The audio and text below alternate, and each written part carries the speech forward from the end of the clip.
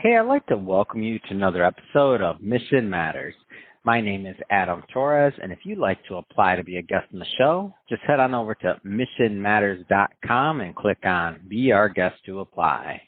All right, so today I have Boone Chu on the line, and he's the founder of Topalo Media. Boone, welcome to the show. Thank you, Adam. Thanks for having me. All right, Boone. So excited to talk to you today and to have you on the line. I know at Apollo Media, I mean, you've created you built some big apps for some big companies. I mean, many of the names that people will know, like Discovery Channel, iHeartRadio, WeWork, Walmart. I'm probably forgetting some, but even though you've worked with such large brands and companies like that, you're also working with, in my opinion, the core of a business, which is the small business owner out there, and you're also serving that clientele too. So we'll talk more about that, and I definitely want to get more into your capabilities and the types of services you offer and what small business owners and founders need to know when they go on that journey, right? Like why they should validate their business idea before their business app idea before spending a ton of money on developing it, and just a lot of other tips and tricks that you understand and know. So we'll get into that in a moment, though. I want to start this episode the way that we start them all, with our Mission Matters Minute. So, Boone, we at Mission Matters, we amplify stories for entrepreneurs, executives, and experts. That's our mission. Boone, what mission matters to you? When I started the company, I had a dream that I want to be working at a different job, 1,000 different jobs. Just kind of experience life that way. But as you know, that's not possible to do. I mean, unless you switch job, a couple months at a time. So what I do, my company is a venture builder. I work with startup founders and companies, and this work has allowed me to basically live 1,000 lives. Right? The people that I work with, they come from all walks of life and from all different verticals. So in a way, I'm actually living their life through working with them, and that becomes very impactful. Not only am I solving problems that they're trying to solve, that I'm also living their experience through the projects as well. So that part is very sort of impactful for me. And the other thing is you want the things that you do to be to mean something, right? So for me, I'm not a very transaction-based person, meaning that I don't like to just, get into sort of a buy and sell kind of thing. I want to build relationships. So this matters to me a lot. And so when I get into, doing businesses with people, I look into the long-term thing, meaning the relationship that you're building, not just, hey, you want something from me and I'll give it to you and you give me your cash and that's it. So everything that I do circle around that. So that's why we call our company not an agency, but a venture builder. And another thing that matters to me is how you affect people's lives. And so we also call ourselves a people builder. So meaning that we build people in a sense that the team that we have, we are also building them as well. In a way, they are also our companies. Like we're building them personally as well. So a lot of things we set in place, company culture and the way we treat people, they're all designed to make sure that those people, the folks that we have are happy and they're growing in a meaningful manner. So I would say those are sort of the things that matter to us a lot that we're doing on a day-to-day basis. Yeah. That's awesome. Love bringing mission-based individuals and entrepreneurs on the line to share why they do what they do and really how they're making a difference out there in the marketplace. So great to have you on. And I guess maybe just to get us kicked off, tell us a little bit more about Topalo Media. Tell us a little bit more about the company. Sure. So the evolution of the company is when I first started the company 8 years ago, we were publishing apps ourselves. And so we've gone through a lot of, the experience of publishing apps and, the pain of building things that nobody wants and, and also building things that people want. And then you get to see the whole dynamic. And in the process of building things, we have gotten apps featured by Apple and also apps sort of getting into Apple commercial and all of that. So gradually we started to understand what Apple and even users are looking for out of an app. So we took that experience and started working for big brands. And then after working with big brands, we started to see how big brands are using mobile apps to drive, to deliver value and capture value for the audience. So we take those experiences and then start applying those principles and learnings towards startup projects as well. So in the process of doing all of that, we started working with very meaningful projects with startups. I have one founder. We created the world's first friendship and dating app for the autism community.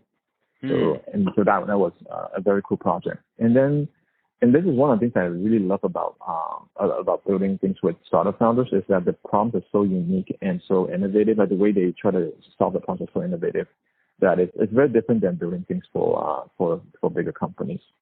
So yeah. That's awesome. And so even though you work with bigger companies, I mean, you're also serving the small business market and middle market. Tell us a little bit more about that and that choice, because I think it's very interesting. Yeah, it is. See, the thing is, the way we work with small companies that are quite unique, especially the founders, is that most companies that they work with, if someone wants to build an app and then they go to an agency, for example, it's a very transaction-based business, right? They pay cash and they get it done. The way we do it with the startup founders, we do it on a cash equity basis. So I think that part is very unique in a sense that we have a skin in the game. So everything that we do, because of that model, changes. The dynamic changes because of that. When you're working on a cash-only basis, you want to work on a project for as long as you can because you're trying to maximize the cash outcome. But for us, because we're trying to maximize the equity outcome, we have to make sure we pick the right project, meaning the project that has the potential to succeed. And we also need to make sure that the project goes out on time, because otherwise our equity portion of our setup is not going to work out. So just from that one thing alone changes the entire dynamic of the project. So, you have a very unique vantage point, again, working with large companies, small companies, everything in between. So I'd be interested to hear your take on startup founders, validating their business app idea before, really committing and spending a bunch of money. Like I'm of that thought process, but what do you think? Like, weigh in on that one for me, please. Yeah. So the validation part is very key because a lot of people like to build, and a lot of startups they want to build. So they come to you with a vision. They want to see that vision turn into something as soon as they can. They are not patient people, right? They want to see. They want to get down to building entrepreneurs. Something. We're thinking, whatever, like test it, right? You're like, wait a minute, exactly. easy. I think yeah, exactly. Easy, or it's like, I always try to remind them that it's almost like having a baby, right? You're going to go through 10 months of labor, and so there's going to be a lot of, bumps on the road and things like that. There's going to be some pain. They don't have that side. Exactly, pain, and you might have a difficult delivery, the delivery and stuff like that, right? So, all of that stuff, I think a lot of founders that are starting out, they don't understand that. And the worst thing is, after all that effort of building the product, that you end up building something nobody wants. Right? That's because in their mind, in their head, they think if I build someone, it's going to come, because there's a level of optimism in a lot of entrepreneurs where they're like, they get all excited about the idea and they automatically think that because the idea is good and they like it, that people are going to be flocking to the product when it's done. So that's really usually not the case. The reality and what they have in mind is that they don't always match up. So the validation part is super important in terms of making sure that you're building what the market really wants, and that you also are building just enough so that you're not spending too much time or too much cost, and so that you can iterate on it, right? So you can test the idea correctly to make sure that to make sure that you're building things, because you're not going to be able to build the perfect product from day one. In fact, that the perfection never ends. That there's no sort of a perfect product, so to speak, because you're serving multiple people and many people. It's very hard to please all of them at the same time. So you got to build sort of, you have to have a strategy in terms of how you build it. So maybe you want to build it simple, so the simple stuff can be more of a common denominator, and you can sort of please as many people as you can. And then you start sort of, that's one strategy, obviously. And then you can iterate on top of that. So again, validation is super important. There are different ways to validate, and spending tens of thousands of dollars to validate, I usually tell them that if it's possible to validate with $2, validate with $2. Don't go spend thousands or hundreds, tens of thousands to do that. So I would give them different ways to do it. But when they come to me, I'm already sort of their first validator in a way that because I've seen we've done so many projects, I can already tell them where things may go wrong. And so one of the things I always tell them mental model wise is, what are the things that could cause your thing to fail, right? You got to think about that. And then you got to start going out there and ask questions to make sure that you won't hit those things. And so it's great advice. It's great advice. And ultimately, if the idea doesn't have legs, or if it's not something that maybe the market wants, then they can not go through all that pain, and they can focus their attention on maybe something else that is going to do better for their business. Ultimately, that seems like what would work. Yes. So I guess so let's say that now they do have, in theory, they're going down this process, and they do have this idea validated, and it's like, okay, this is a good idea. Like, the market wants it, and it's going to help my business. How should startup founders go about choosing the right team? Like, what kind of things should they be thinking about? Yeah. So this is actually a very, very challenging problem. They have a few different options. Some founders try to look for a tech co-founder. Someone that knows tech that they either know or trust. A lot of times they probably even get they meet someone, and then they're like, "Hey, I'm looking for a tech person. Can you come work with me on this vision?" It's there are pros and cons with every single approach. Looking for a tech co-founder is one of the more challenging things to do. Because even with that co-founder, what they're actually looking for a lot of times is someone that is cheap, so they don't have to spend a lot of money. And then they work with that person, they give them equity into a cash, and they hope that, when things take off, that person, most likely that person is already working somewhere else, right? When they get them to be their co-founder. So now you're dealing with someone that has a sort of engagement with another company, and they're doing their thing with you and off time. And so you don't really know if they have that much time to contribute to your thing. Another thing is, let's just say they don't have a full time, they have money to sustain themselves, and they can work on your thing for free or for little money until it takes off. But what if that person is not someone that you can work well with? So there's risk there as well. And then you probably end up giving a lot of equity to that person, and then you don't. So partnership fallout is actually one of the very common problems with startups. Is that you end up basically marrying the wrong person, and you don't get along, and this whole just working with that person becomes a miserable thing. So then the next approach is, if you don't want to go down the route of getting a tech co-founder right away, is that you find someone and then you hire them. And so the common approach is going out to look for an agency. The problem with the agency is that, like I mentioned earlier, they work with you on a cash basis, meaning you pay them cash, you tell them what you want to build, and then they build it for you. But the problem is, as a startup founder, you actually need a lot of advice and a lot of guidance, as a sounding board, to make sure you're building the right thing and you're building quick enough so that you can validate and prove out the product market fit. But because they are working on your thing on a cash basis, they have no intention to do that. The longer they work on the project, the more money they make. And so they're not going to come to you and say, some people will, but a lot of them would just be happy to build whatever you want to build. And so you end up, there's a high chance that you end up building things, that you don't need, and you spend way too much time and money on it. Now, some founders would then say that, if I find someone that is first of all, you obviously, if you're not tech, it's very difficult to also vet which agency is good for you. So then what comes down to later on is that because they have no way to vet their technical ability to execute, they then rely on the pricing to decide which person they should go with. So then they end up picking the agency that charges them the least.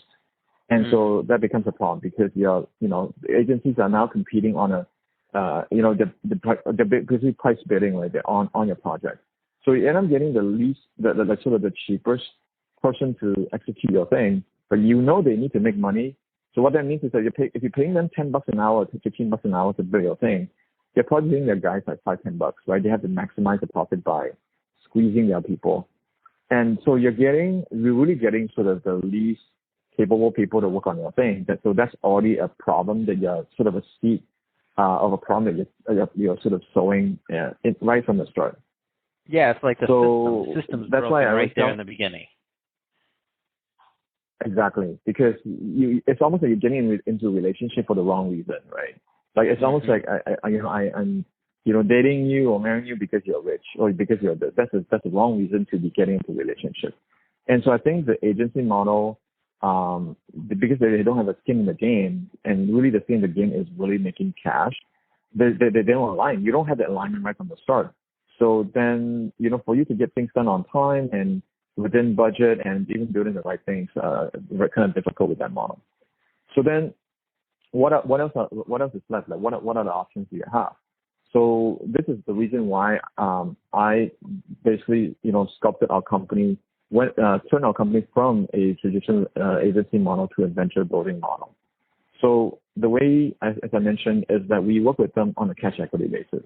The cash is just enough to cover the costs, so that we can keep the operation running, and then the equity is what we're banking on. So we're working. So this requires a long-term thinking, meaning that you don't get money from equity for a few years to come. So first of all, you have to make sure you're building the right product, you're picking the right startup founder. Meaning, if you don't think that they can last in terms of them leading a company, you're not going to work with them. So it's more than just the idea. You're going to make sure that you're working with the right founder as well. So all of these things, you get alignment because you have the right people, the right project, the right idea. All of that stuff has to be sort of in the right place for this to pan out. Even then, it could still fail. The chance of it failing is always higher than it succeeding, right? So, but because the alignment is there on a cash equity model, this is, again, I'm not saying that this is the only factor you look at when it comes to working with someone for your app idea or any idea. But I think this is a key component, is that the person should have a skin in the game to make sure that you guys are aligned there, to make sure that they have your interest in mind. Yeah. What a great model. Like, I get it completely. So you're sitting on the same side of the table with the client.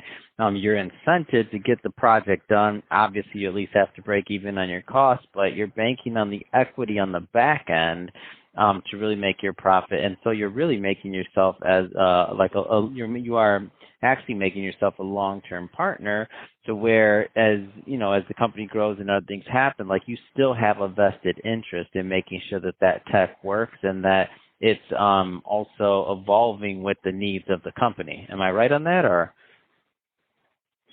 100%. Now, I'll give you an example. We worked on a mental health for Gen Z, a platform for Gen Z, recently. So at the start of the project, we have our designer working on the design of the app. And I looked at the design, and it just wasn't cutting it, right? It just not good enough. So we took the designer out of the project and we put someone else a different person into the project. Actually, an external person that we thought would be better executing the project into. So mind you, this is not someone that is within our company, someone outside. This will never happen in an agency model, because agency wants to make money. So as long as they have someone that can somewhat execute your thing, and as long as they think that you cannot tell that what is good or not, that would never happen. It will never happen. They're just happy enough for that person to execute your thing. So, but because we know that by putting that person, we're not going to get optimal results, we just put that person. We literally fired that person from that project, right? So that again, that kind of mindset, you never get that. So you technically want someone your partner, the person that's building the stuff for you, to be watching your back. But agency, no, they watch your back first before they watch your back. So that's one example of how powerful the equity model is that if they don't do the right thing, they're going to suffer the consequence. Whereas with the cash model, they don't suffer the consequence. You suffer the consequence actually if you pick the wrong team. They don't suffer the consequence if they pick the wrong technology, they design the wrong, they don't create a good product. All of that, they don't suffer anything from that, from not being able to execute your thing correctly. Yeah. Wow. Well, Boone, I just have to tell you, it's been great having you on the show today. If somebody's listening to this and they're a founder and they want to learn more about Tapalo Media, what's the best way for them to do that? Yeah, so they can go to my website, tapalo.com, TAPPOLO.com, or they can email me at boone@tapalo.com, and I'll be there to help them vet the idea and make sure that they're doing the right thing. Yeah. Fantastic. Well, again, and we'll put all that information in the show notes so that our guests and our audience can just head right on over and click on it and check out your website. And speaking of the guests, if this is your, in the audience, if this is your first time with Mission Matters, we're a platform that's all about bringing on entrepreneurs, executives, and founders and having them share, why they do what they do, how they do it, like how we can all learn from their experiences together to all progress forward. If that sounds like the type of content that's interesting to you or innovative, then we definitely welcome you to hit that subscribe button, because we have many more mission-based individuals coming up on the line, and we don't want you to miss a thing. And Boone, really, it has been a pleasure having you on the show. Thanks again for coming on. Thank you, Adam. Appreciate it.